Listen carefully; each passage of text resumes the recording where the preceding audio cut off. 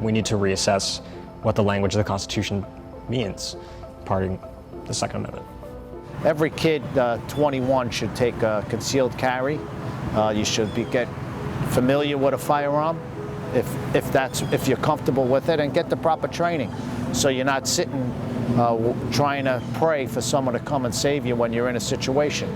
The simplest, easiest place to start is to, let teachers who are already carrying or are willing to carry guns, let them carry.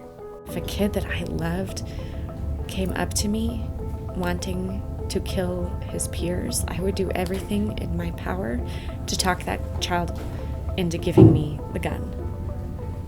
But God forbid that child kill me. Now that child has 2 guns and is going to cause more damage. The fact that we're discussing it instead of discussing things that cause such a visceral response like gun control is just disgusting to me.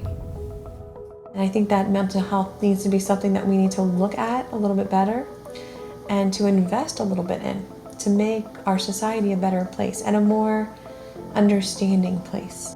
Schools need support, and they do need counselors, and they need social workers and mental health workers. And when these school districts say we need to cut, that's the last place we want to cut. Because I can tell you, towards the end of my career, these students now are coming in with much more needs, many more needs than they did when I first started in 1979. If there would have been someone trained in that school, they would have been able to save a lot of lives. And no one went into school. The killer could have had a knife, a hatchet, a musket, and he could have killed 17 people with any weapon, because no one went in. I'm for safer gun control and all of that, but that's not ultimately the answer. The problem lies in the hearts and minds of people in our culture today. That's also where the solutions lie. So that's why I'm not focused on gun control. I'm not focused on these outside things. I'm focused on inside things with kids. I would want to go way back here and figure out what are we missing?